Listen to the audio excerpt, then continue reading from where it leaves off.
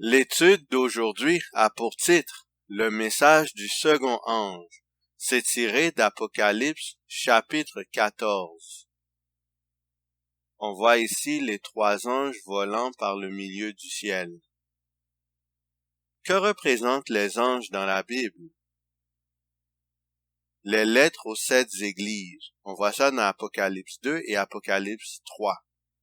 Écrit à l'ange de l'église d'Éphèse, écrit à l'ange de l'église de Smyrne, écrit à l'ange de l'église de Pergame, écrit à l'ange de l'église de Thyatire, écrit à l'ange de l'église de Sardes, écrit à l'ange de l'église de Philadelphie, écrit à l'ange de l'église de Laodicée.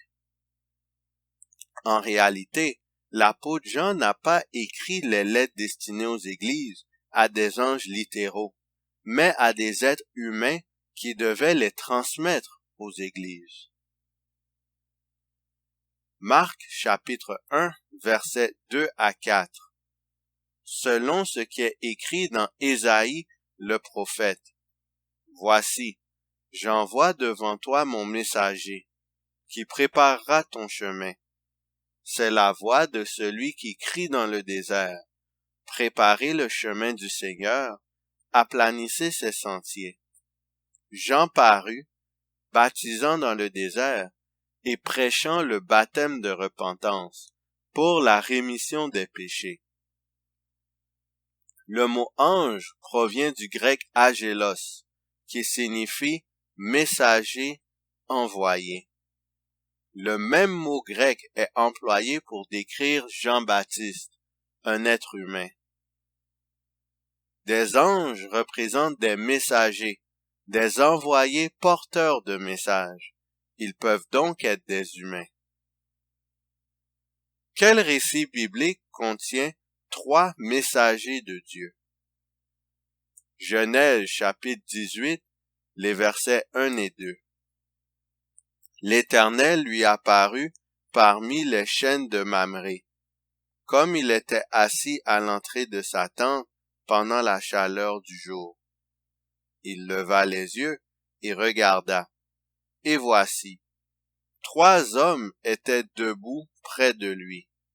Quand il les vit, il courut au-devant d'eux, depuis l'entrée de sa tente, et se prosterna en terre.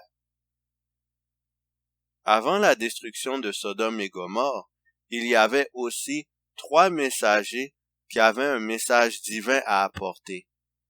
On peut faire un parallèle entre ce récit et le message des 3 anges. Genèse chapitre 18, les versets 20 à 22. Et l'Éternel dit, le cri contre Sodome et Gomorrhe s'est accru, et leur péché est énorme. C'est pourquoi je vais descendre, et je verrai s'ils ont agi entièrement selon le bruit venu jusqu'à moi. Et si cela n'est pas, je le saurai. Les hommes s'éloignèrent et allèrent vers Sodome. Mais Abraham se tint encore en présence de l'Éternel.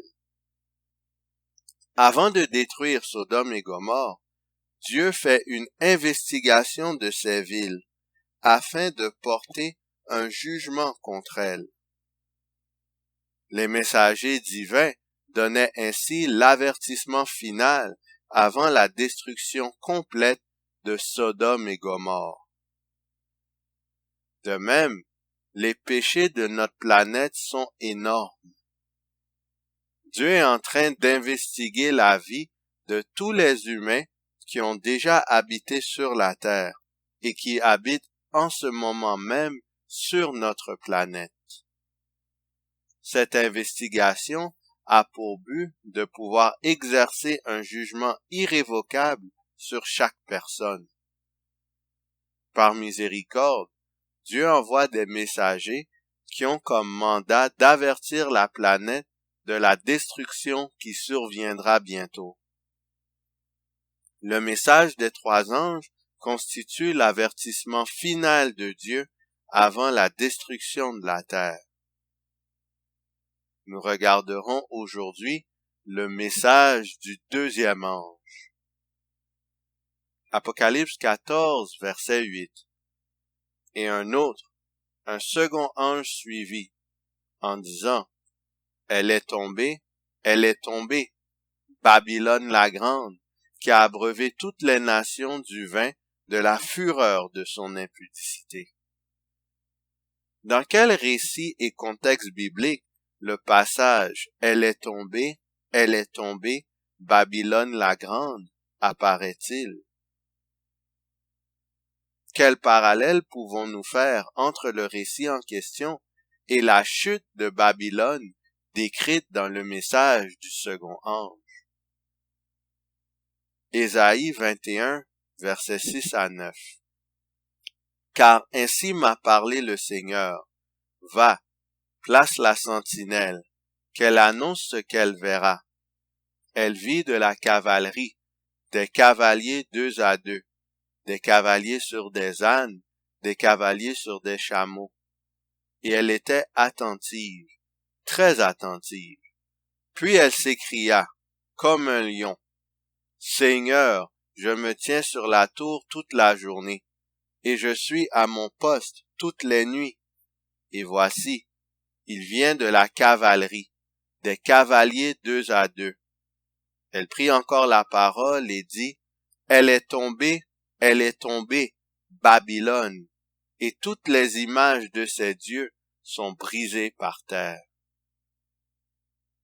La chute de Babylone avait été prédite par le prophète Ésaïe longtemps d'avance, avant même que ce royaume ne devienne un empire mondial.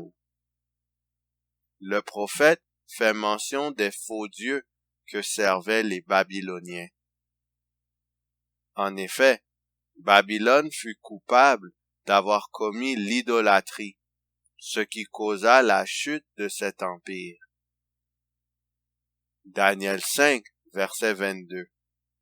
Et toi, Belshazzar, son fils, tu n'as pas humilié ton cœur, quoique tu susses toutes ces choses. Daniel chapitre 5, versets 23 à 25. Tu t'es élevé contre le Seigneur des cieux. Les vases de sa maison ont été apportés devant toi, et vous vous en êtes servis pour boire du vin, toi et tes grands, tes femmes et tes concubines. Tu as loué les dieux d'argent, d'or, d'airain, de fer, de bois et de pierre, qui ne voient point, qui n'entendent point et qui ne savent rien.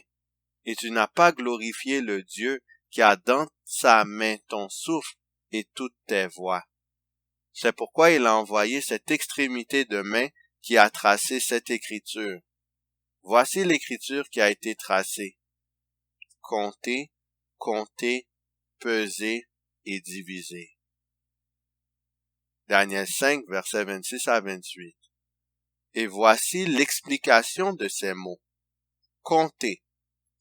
Dieu a compté ton règne et y a mis fin. Pesez. Tu as été pesé dans la balance et tu as été trouvé léger. Divisé. Ton royaume sera divisé et donné aux Mèdes et aux Perses. Il est à noter que le roi de Babylone savait qu'il devait se détourner de l'idolâtrie, mais refusa de le faire de façon obstinée. Il fut ainsi coupable du péché éternel et causa sa propre ruine ainsi que celle de tout son royaume.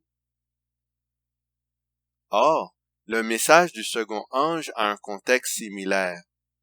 Des messagers annoncent la ruine future et définitive de la Babylone de l'Apocalypse. Celle-ci est coupable de commettre l'idolâtrie et de refuser de s'en repentir. Le message du premier ange consiste à adorer le vrai Dieu, créateur de l'univers, en observant son sabbat, car la période de jugement avait commencé. Nous avons vu que ce jugement faisait référence à la prophétie de Daniel 8, verset 14, 2300 soirs et matins, puis le sanctuaire sera purifié.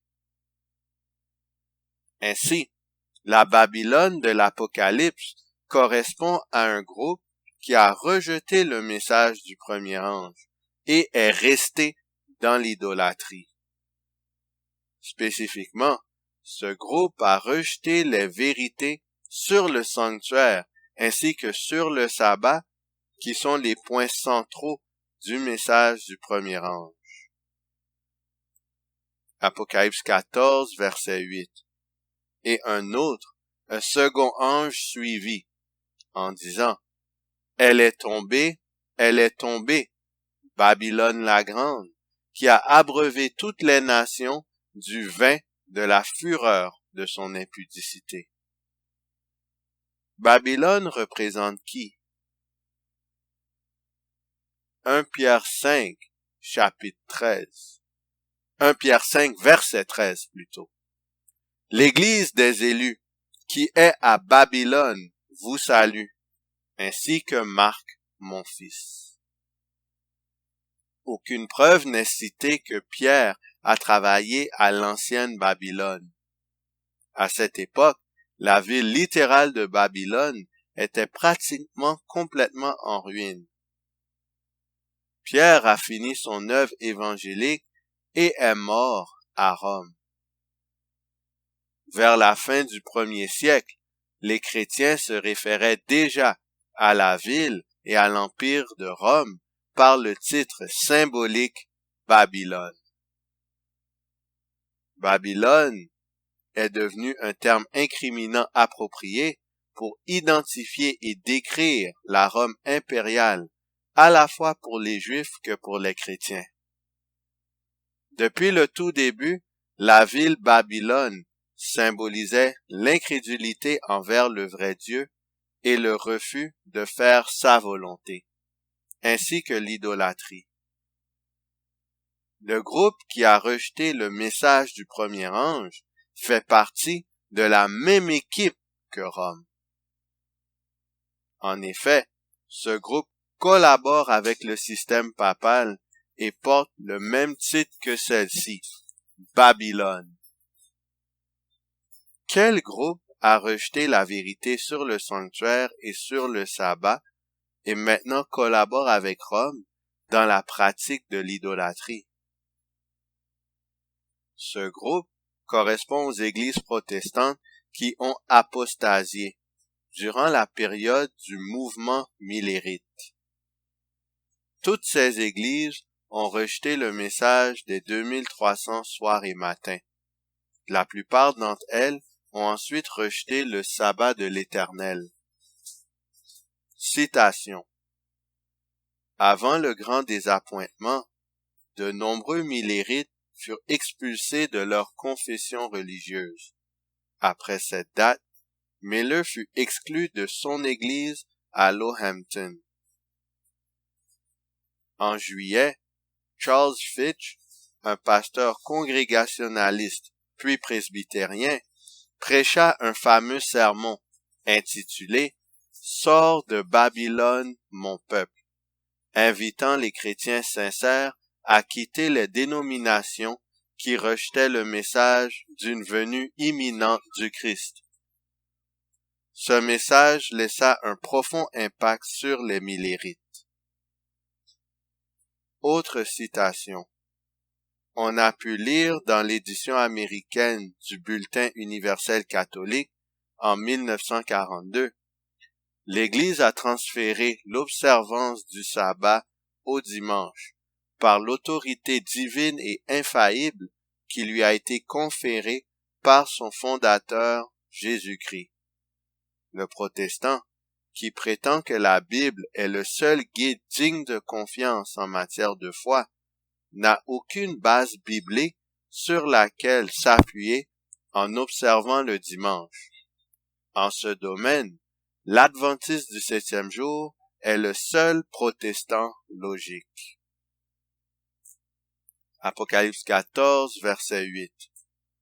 Et un second ange suivit, en disant, « Elle est tombée, Babylone la grande, qui a abreuvé toutes les nations du vin de la fureur de son impudicité. » Que représente le vin que la papauté et les églises chrétiennes apostates ont donné à toutes les nations? Proverbes, chapitre 9, versets 1 à 3. La sagesse a bâti sa maison. Elle a taillé ses 7 colonnes. Elle a égorgé ses victimes, mêlé son vin, et dressé sa table. Elle a envoyé ses servantes. Elle crie sur le sommet des hauteurs de la ville. Proverbe chapitre 9, versets 4 à 6. Que celui qui est stupide entre ici. Elle dit à ceux qui sont dépourvus de sens, venez, mangez de mon pain, et buvez du vin que j'ai mêlé. Quittez la stupidité, et vous vivrez, et marchez dans la voie de l'intelligence. Dans ce passage, la sagesse est personnifiée. Elle invite tous ceux qui reconnaissent leur stupidité à prendre de son pain et de son vin, afin de quitter la stupidité et de vivre. Ainsi, le pain et le vin sont des symboles équivalents. Ce que le pain représente, le vin le représente pareillement. Matthieu 16, versets 7 et 8, ainsi que 11 et 12.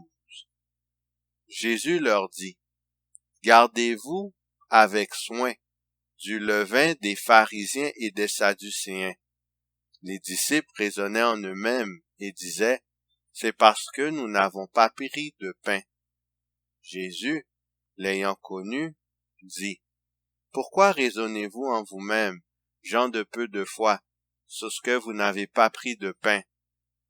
Comment ne comprenez-vous pas que ce n'est pas au sujet de pain que je vous ai parlé?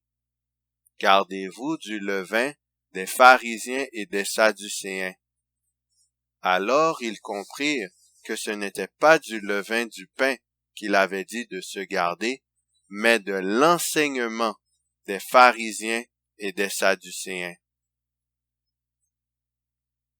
Jésus faisait référence à l'enseignement des pharisiens lorsqu'il parlait du levain du pain des pharisiens. De ce fait, le pain symbolise l'enseignement, l'instruction. Par extension, le vin représente également l'enseignement, l'instruction. Le vin que Babylone donne aux nations constitue ainsi son enseignement, sa doctrine. En effet, Rome et l'Église protestante apostate réussiront à faire toutes les nations adopter ses enseignements et ses doctrines. Apocalypse 14, verset 8. Et un second ange suivit, en disant, « Elle est tombée, Babylone la grande, qui a abreuvé toutes les nations du vin de la fureur de son impudicité. » L'impudicité représente quoi? Jérémie, chapitre 3, verset 9. Par sa criante impudicité, Israël a souillé le pays. Elle a commis un adultère avec la pierre et le bois. Israël était coupable d'idolâtrie. Elle utilisait la pierre et le bois pour adorer de faux dieux. L'impudicité représente l'idolâtrie. Ainsi, c'est avec une fureur satanique que la papauté et le protestantisme apostat chercheront à imposer leurs faux enseignements. Ceux-ci aboutiront à l'idolâtrie à l'échelle mondiale.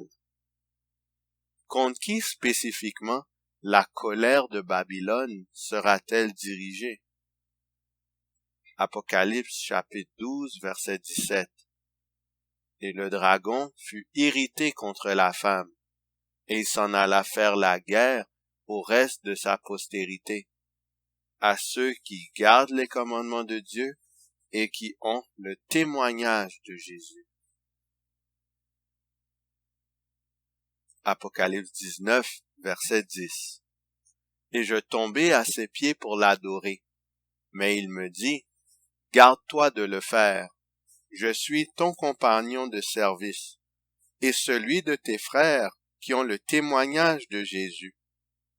Adore Dieu, car le témoignage de Jésus est l'esprit de la prophétie.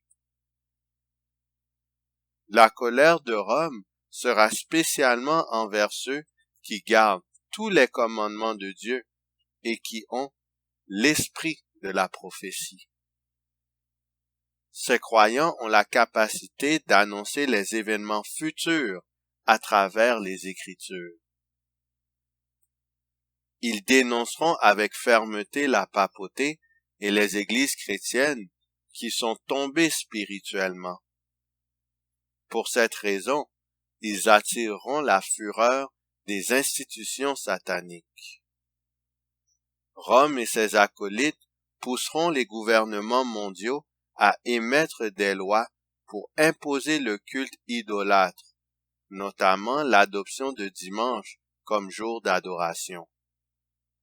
Les fidèles seront à ce moment farouchement persécutés. Cependant, Dieu viendra les délivrer pour leur accorder la victoire finale et définitive.